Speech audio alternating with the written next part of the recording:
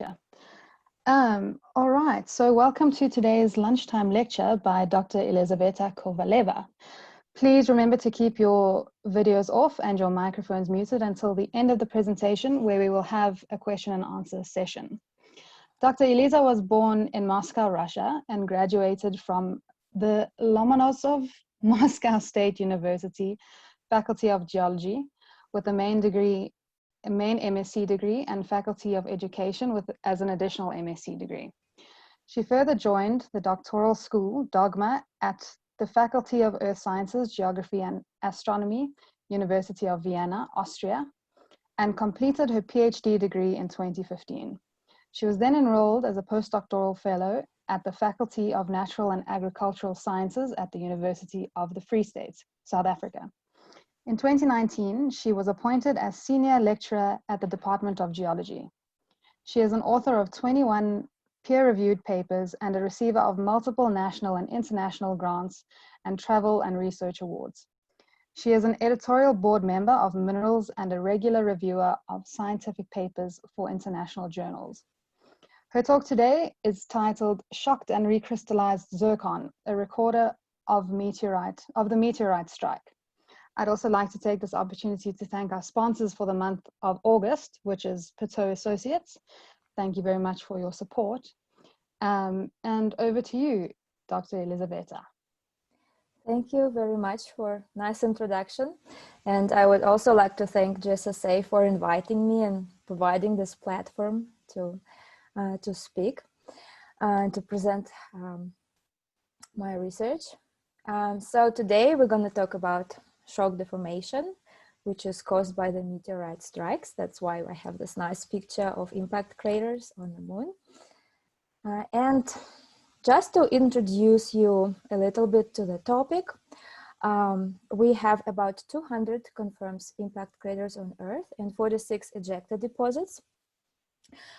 This is comparatively low number.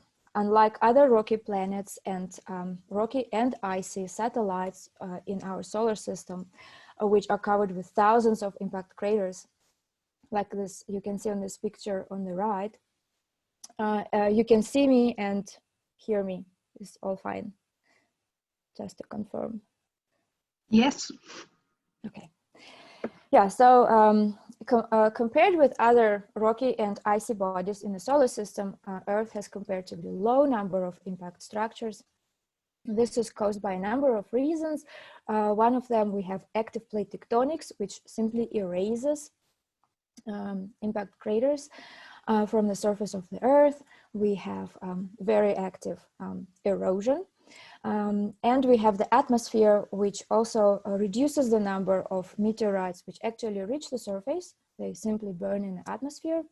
And also 70% of the planet is covered by water, and we only see what is on the continents. So all the impact craters discovered are on the continents. So due to all the combination of these reasons, we have comparatively low record of impact structures. What is shock deformation? We're going to talk about today. And what are these impact structures? So, well, they form due to the hypervelocity collision events. The meteorite or the impactor, in other words, should travel with a speed of 10 to 70 kilometers per second approaching the Earth. This speed allows it not to slow down in the atmosphere and hit the Earth at approximately this speed. And the shock deformation, the collisions involve vaporization of the impactor. Usually we talk about shock wave which goes into the target or into the Earth, but there is another shock wave which actually goes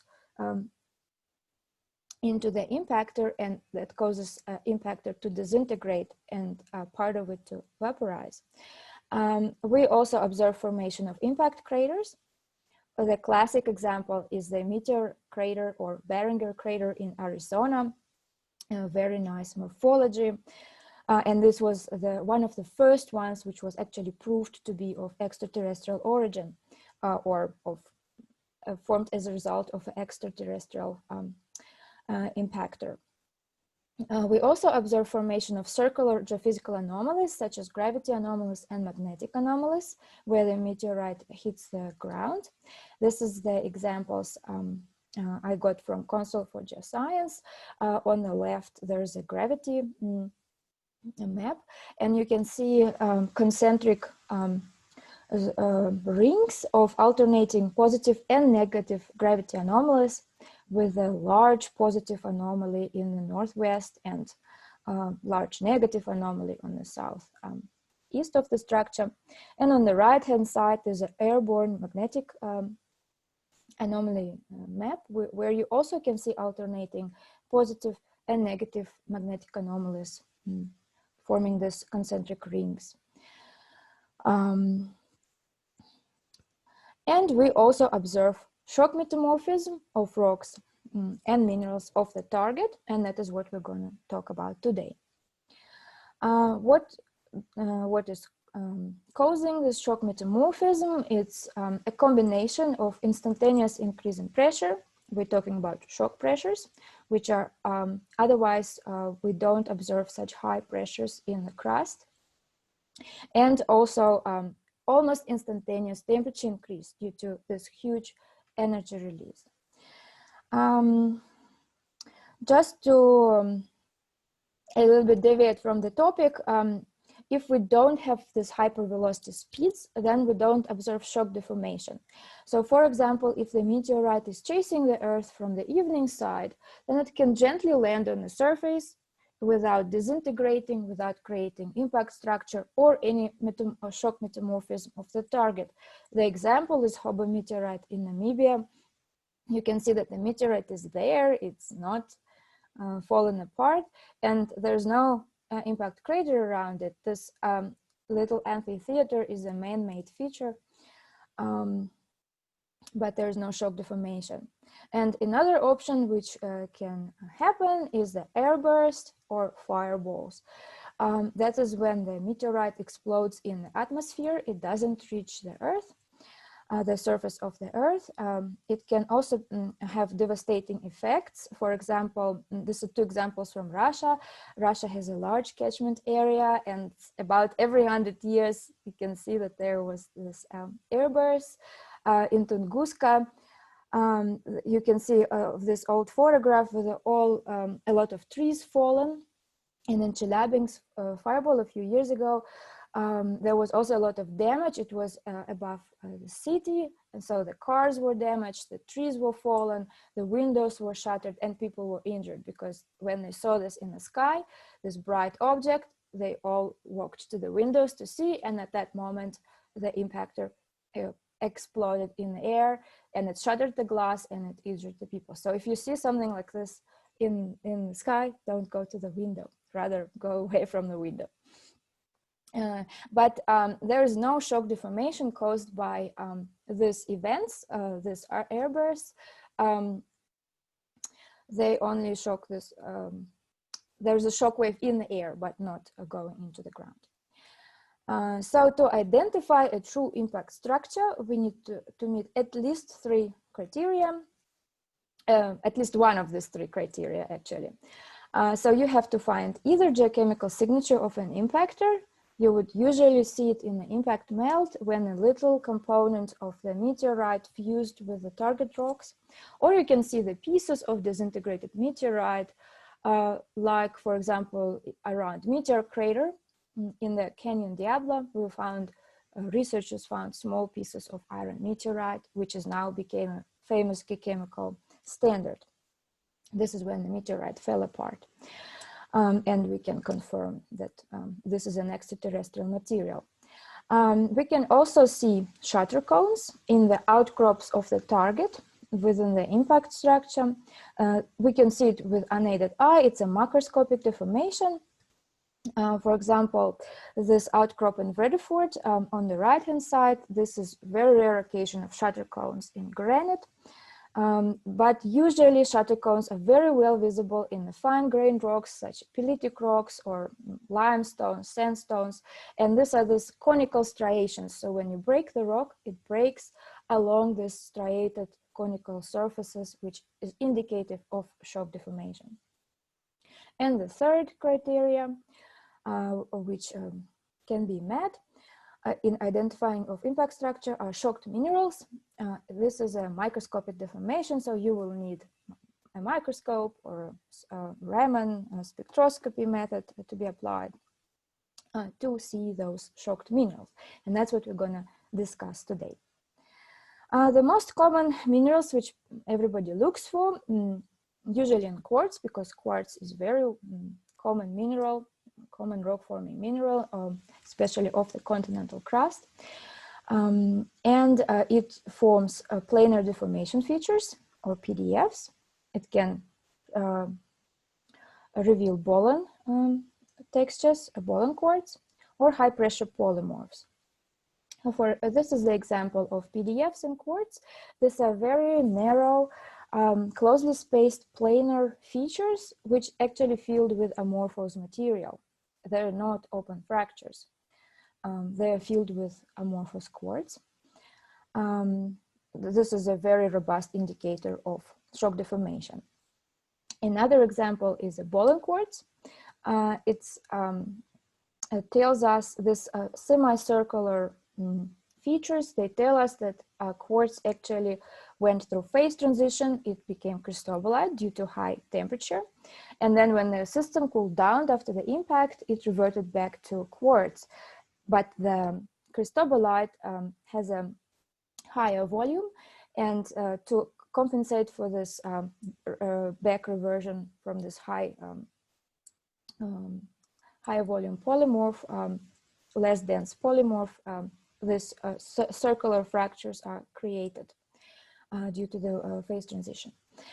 This also can be seen in some of the volcanic rocks where the temperatures are also high, and with cristobalite forms before quartz. So the more rare features are diaplectic glasses. Diaplectic glass means that the material didn't actually melt due to the shock deformation. Crystallographic crystal structure was destroyed, but the mineral can retain its shape. It's still the same composition. We just don't see the structure, the crystal structure. It's not there. Often they're associated with high pressure phases such as coesite and stishovite.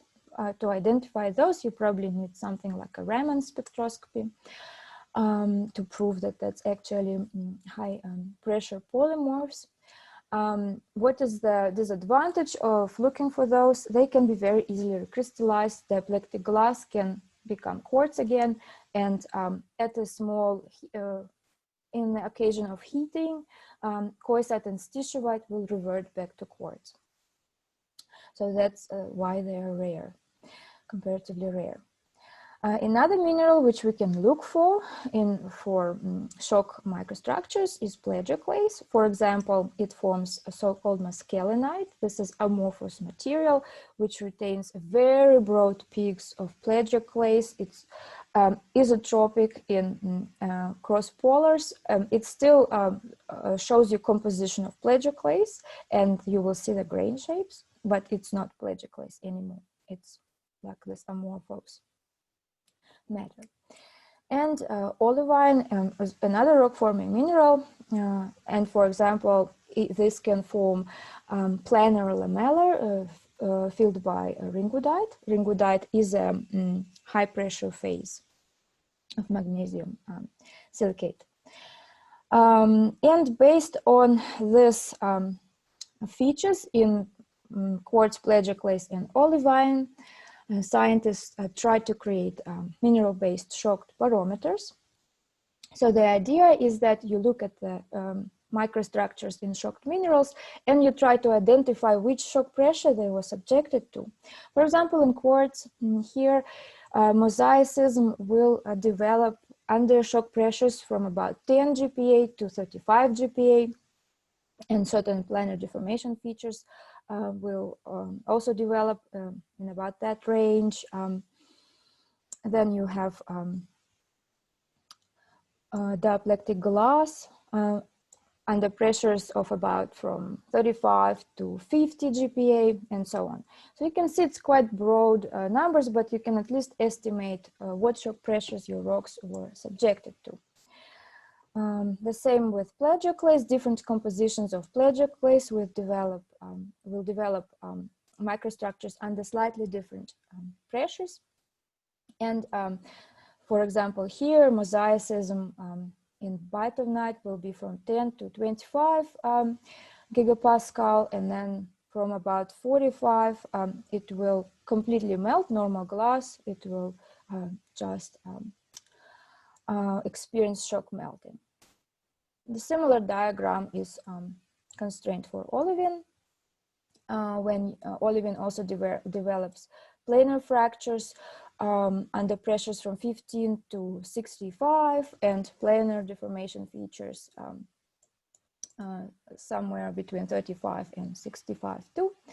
So what are disadvantages to use this barometers? As I said earlier, quartz can easily recrystallize under hydrothermal conditions, for example. It can recrystallize, it will not retain those shock microstructures for very long. Olivine is not very common in the continental crust.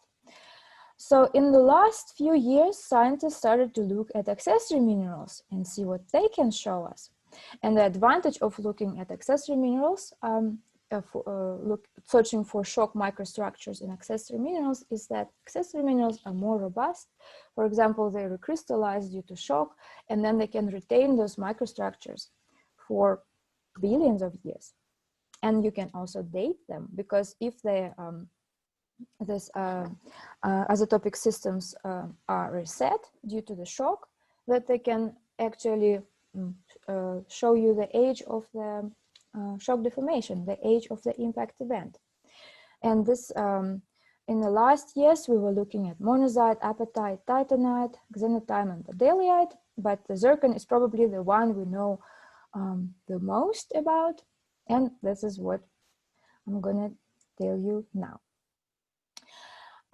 First data of shocked zircon came about 30 years ago from Sudbury impact structure in Canada. Is one of the largest impact structures.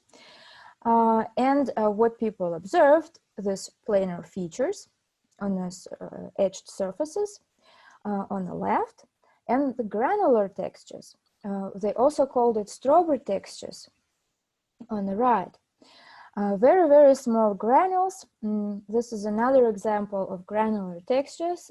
This is from the KT boundary report, reported just about a year later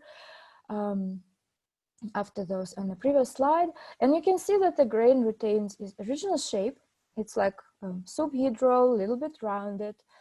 But when you zoom in, you can see that it consists of these thousands of tiny granules. And nobody knew what they were. They found one grain in Redeford impact structure in 1996, which was separated from impact melt from the granifier dikes material. And again, looks like a normal zircon from a distance, subhedral shape. And when you zoom in, there's this tiny granules. So nobody knew what they are, but they were definitely indicators of shock deformation, because nowhere else in the world we see something similar.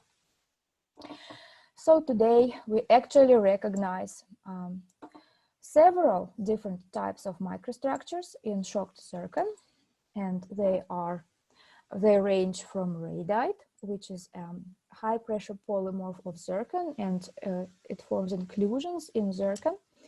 We also observe non-planar fractures filled with impact generated melt, polysynthetic shock microtwins, planar fractures, granular textures, and those are of different types.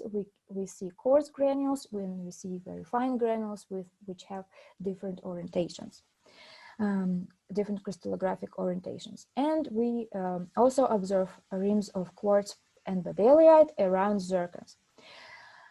So the interesting thing is that each of these features is indicative of a certain pressure and temperature conditions during the impact. So potentially, can we use these microstructures and textures to combine them in a sort of a geothermal barometer for the shock conditions? And as a small bonus, we can also use those shock zircons for isotopic dating of impact event. Just a small remark there, planar deformation features were not found in zircon. Maybe in some earlier literature you can see those this term, but we actually did not find this. What are planar deformation features? They're planar lamella filled with amorphous material, and that is what hasn't been observed in zircon, hasn't been confirmed to exist. And let's look at those. I have quite a few in the list. I bet you want to see some details about it. What is it all about? The first in my list was radite. This is a high pressure, also tetragonal polymorph of zircon. In this image, gray is zircon and radite is this, in this purple lamella, is sitting in this planar fractures or planar microstructures. And what is interesting about this radite is that it is crystallographically controlled. On the right, there are pole figures, which show in the upper left corner of the upper pole figure, you can see 001 axis of zircon, which is C axis of zircon. It's in gray, this dots. And it is coincident with 110 axis of radite, which is sitting in this lamella. And in the lower right quadrant of this pole figure on top, you can see 001 axis of this radite, which is coincident with 110 axis of zircon. So it is strictly controlled crystallographically. It takes the certain crystallographic directions controlled by this mother grain of zircon. And radite was shown to form up to 4 sets of lamella. In this grain, zircon is this pinkish red, color-coded, and radite, it's marked by L1, L2, L3, and L4. It's shown by this purple, green, and blue lamella. And their orientation is coincident. There are 110 axes, which are shown in this middle pole figure. They're on the right-hand side of your of this pole figure.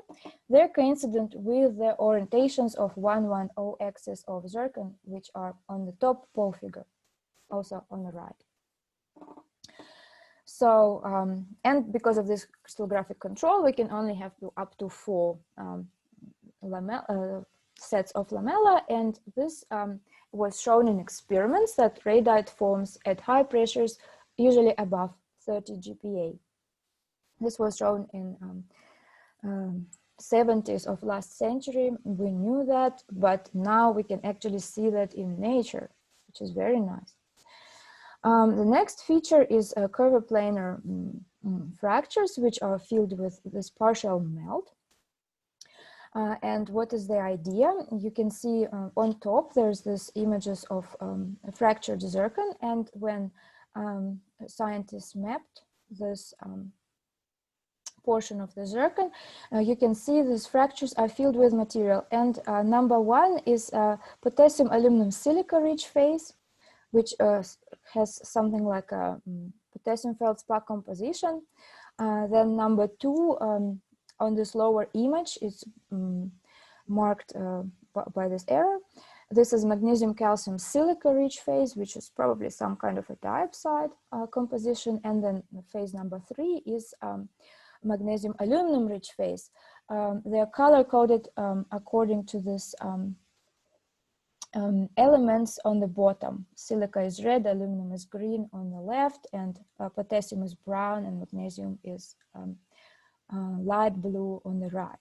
So the idea is the following. So when the material is shocked, when the rock is shocked, zircon immediately fractures, and these fractures, they have a small negative pressure gradient when they open. So they got injected in with the shock melt, which is at the same time generated in the surrounding minerals. They undergo bulk melting, and it is very local melt. So it reflects the composition of each host mineral, which is around zircon. And so then this melt gets injected, and then it gets quenched. And we can see which minerals were around zircon at the time of an impact, which is very useful. The next microstructure is shock microtwins, or polysynthetic mechanical twins. This on the right hand side, there is a EBSD image. Zircon is gray, and the 3 sets of microtwins, 1, 2, and 3, are in blue, red, and yellow. The interesting thing about these microtwins is that they offset each other. They also are crystallographically controlled. They usually at 65 degrees misorientation to the host grain. And they are interacting with each other. You can see with these white circles. I highlighted the sides where the blue microtwin offsets the red microtwin. So do they form in slightly different times when the stress field is rotating, or while they're forming, they have complicated interactions with each other? This is another example. Again, on the CL image on the left, you can see it's just a very fractured, very small grain, which had hard times. But when we had an EBSD map of it, EBSD is crystallographic orientation map. On the right-hand side, you can see 3 sets of lamella, which are microtwin lamella. And they can be up to 4 sets of lamella, just similar to radite, probably because zircon is tetragonal, so 4 makes sense. When do these microtwins form? At high shear stresses, probably when just at the moment when the shock pressure is released and we have a rarefaction wave going through, these microtwins form. What we noticed is that very often they're formed by pseudotachylite veins, by this in situ melt breccia of the target. So probably the pseudotachylite veins also form in the areas with high shear stress, with localized high shear stress, and microtwins in zircon also form in the localized high shear stress domains of the rock, and that's why they especially associated with each other. We also observe planar fractures. They also are probably associated with high shear stresses. These are some old images before EBSD times, so there might be that these fractures are actually filled either with microtwins or with radite, but we also see them today. This is some open fractures in the unpublished data. And we can see up to 3, again, orientations of these fractures. And they are also associated with pseudotachylite veins. Granular neoblastic zircon can be of several types, as I mentioned before. The first type with large neoblasts. Here's an example from Redeford impact crater. These neoblasts are from about 5 to 100 micrometers, and you can see that they're sitting within pre-existing grain. On the right, there's a EBSD map. Different colors represent different orientations of these neoblasts. And on the right, you can even see on the surface, these neoblasts are growing within a pre-existing grain. What's good about this neoblast is that they can be dated, they can retain the age of an impact. And in the more recent study, this is the example from Sudbury on the right now, you can see that CL image in B is not very impressive. It looks very messy and patchy, like a mosaic CL signal. But when they actually zoomed in into the small areas indicated by white boxes below, C, D, E, and F, they observed idiomorphic, concentrically zoned, newly grown zircon grains, which also have different orientations independent on the mother grain. In G, there's an EBSD map, and different colors simply show different orientations.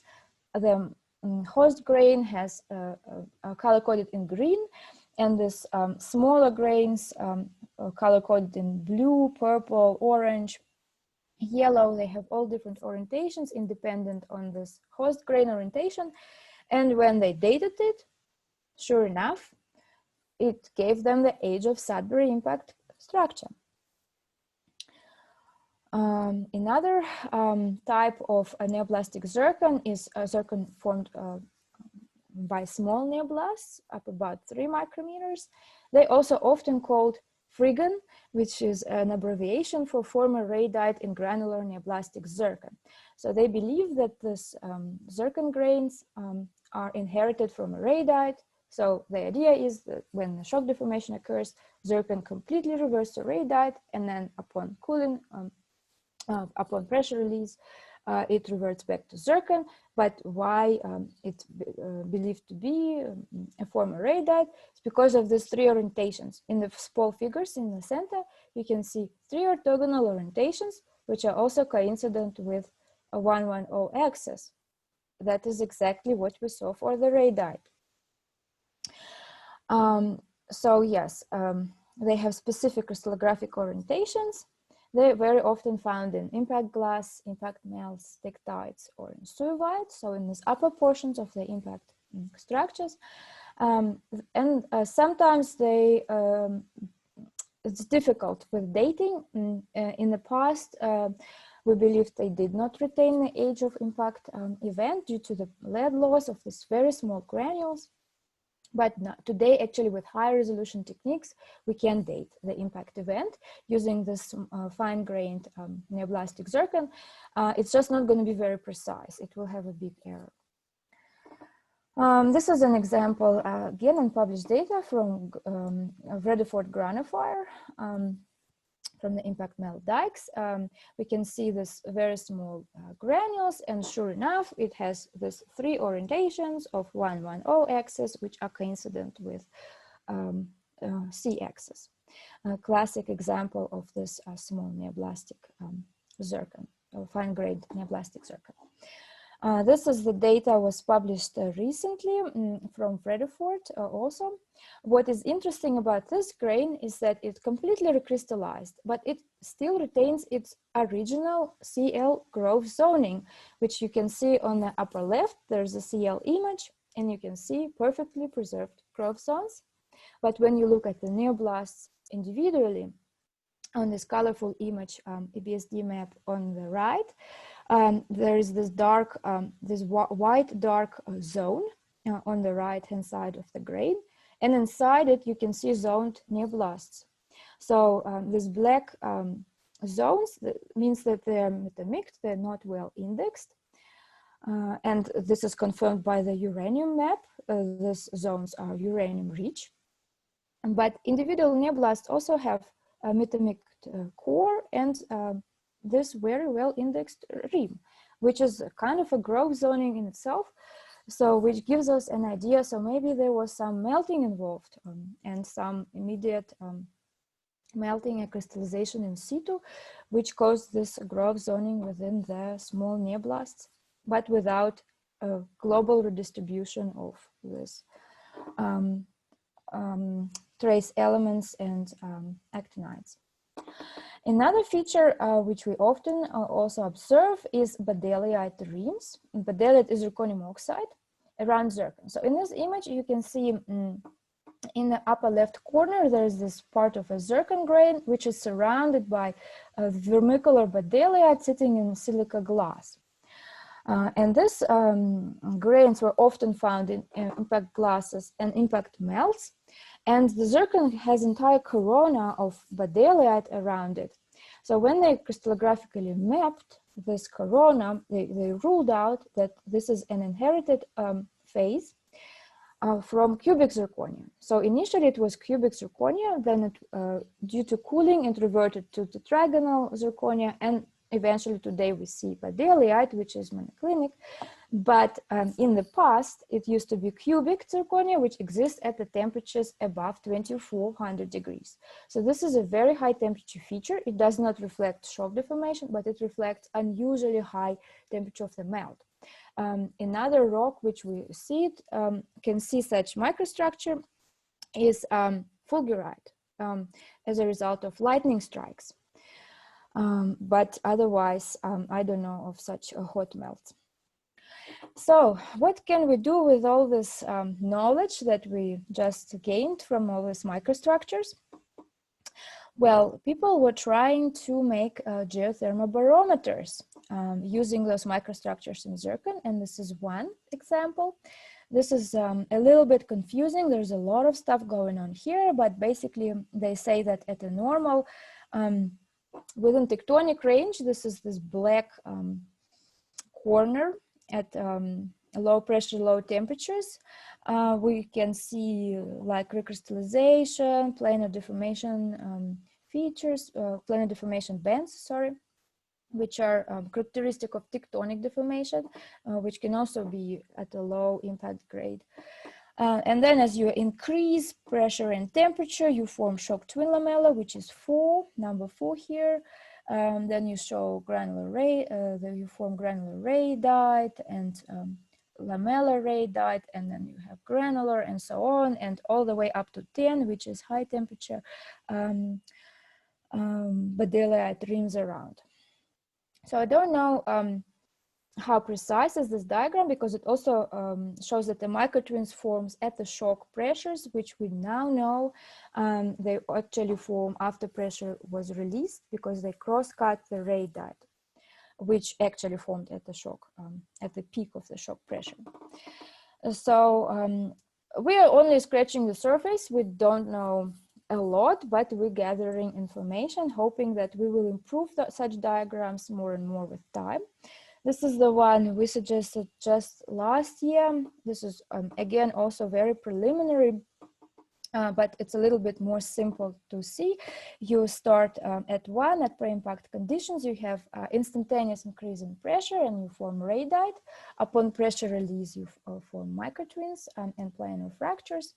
And then at this rebound, small shock waves after the main one, you actually within a tectonic regime, and you can form planar deformation bands, subgrains, bending of the lattice, and then as the temperature increases, you enter granular zircon and then decomposition of zircon into silica and zirconium oxide. So this is just to simplify a little bit the same thing which was shown at the previous slide.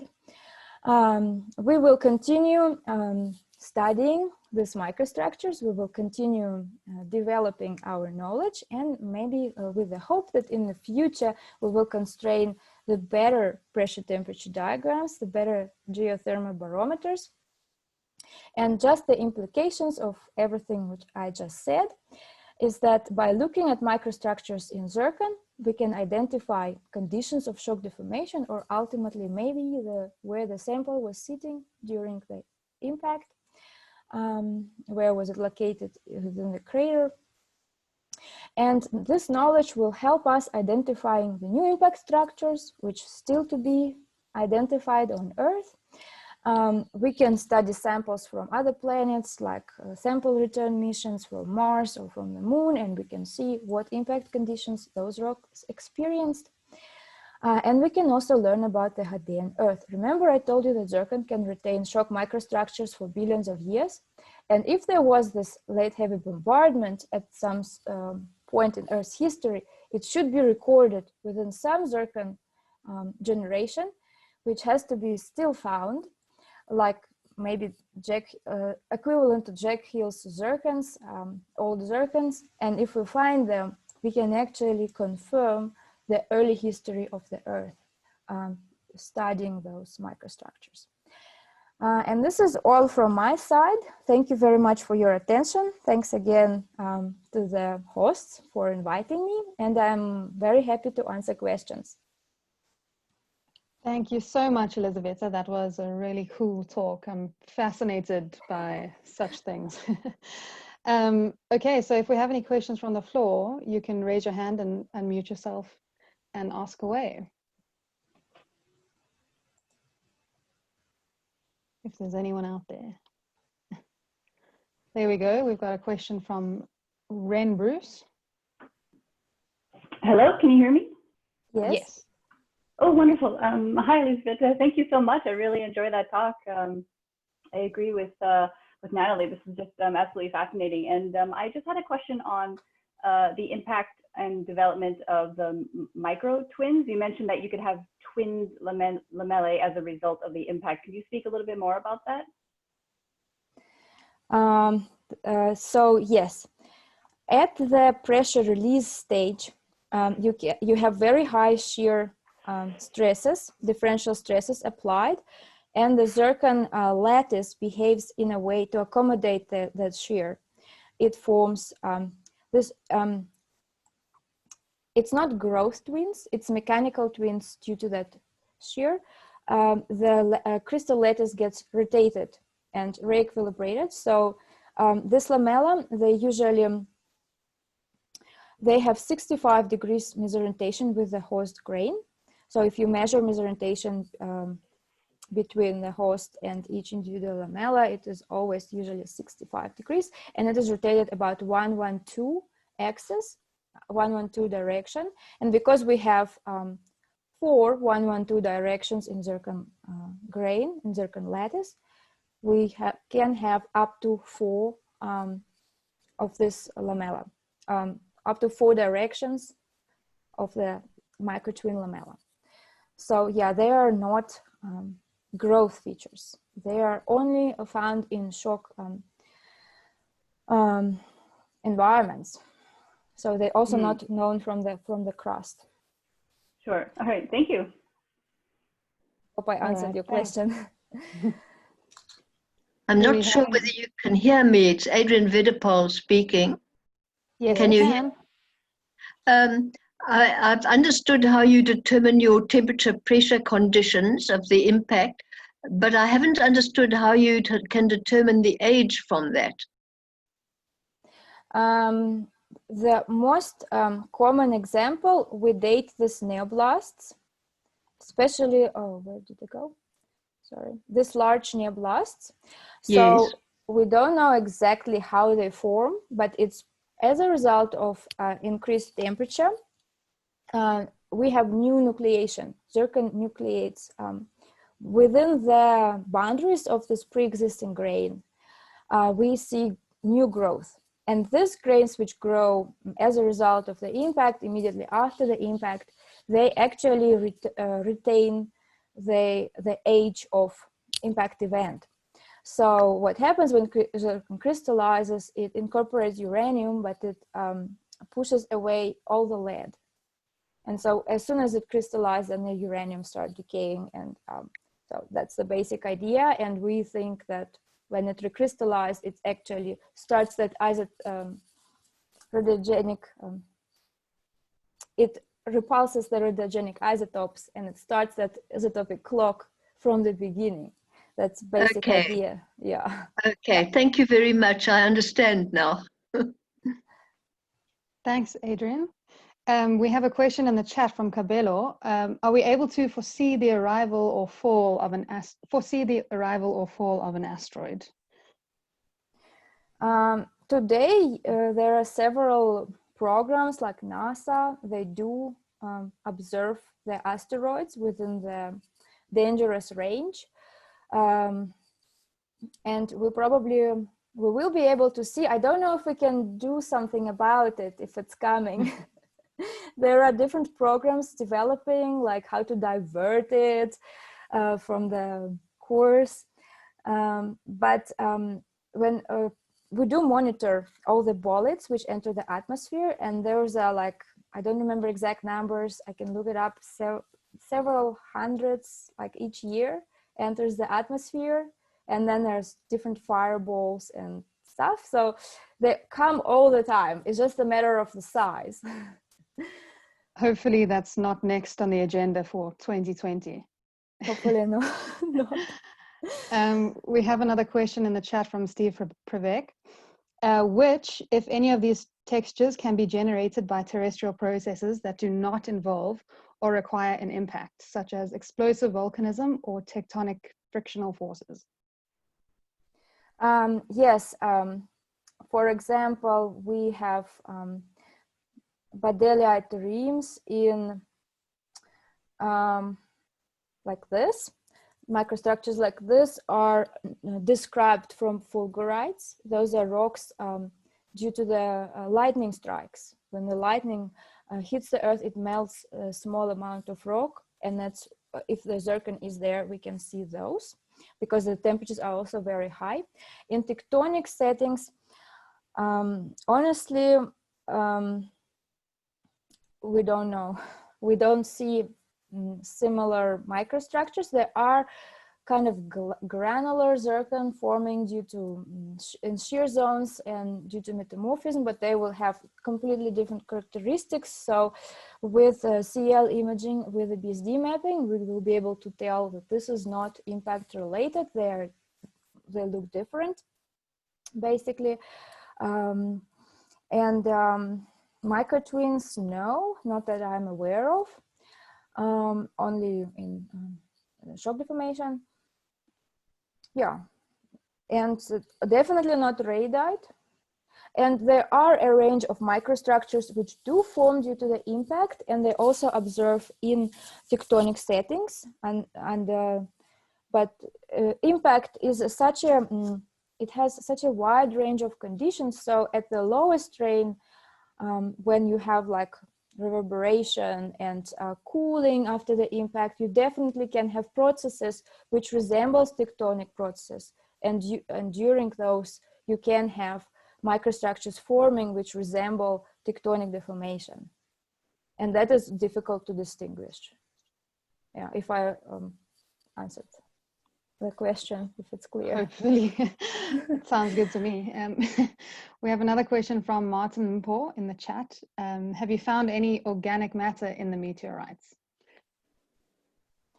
I'm not looking at meteorites itself. It's more impactites, which is a result of when the meteorite already hit. But I know that in the Libyan desert, not in Libyan desert glass, in Hypatia stone, they did find some filaments which look very similar to organic matter. And there was this Martian meteorite, which they found also some filaments which kind of look like bacteria, but it's also ambiguous, and it would be very exciting if we do find, yeah. All right, thank you. Do we have any more questions from the floor? You can just unmute yourself or raise your hand. Doesn't look like it. Looks like all the questions have been answered. I'd like to thank you again, Elizaveta. Sorry, let me get your name wrong, Elizaveta. Thank you so much again for your talk. It was really informative. And I'd like to thank our sponsors for the month of August again, Pitot Associates. They're actually hosting another talk tomorrow on mining geochemistry at 1 o'clock. You can head over to our calendar to register for that one if you'd like to join. And thank you again. Thanks very much, everyone. Have a good afternoon. Thank you very much. Bye. Thank you. Bye. Cheers, Thanks a I'll end lot. the meeting now. Bye. Thanks for a great talk. Thank you. I'm glad.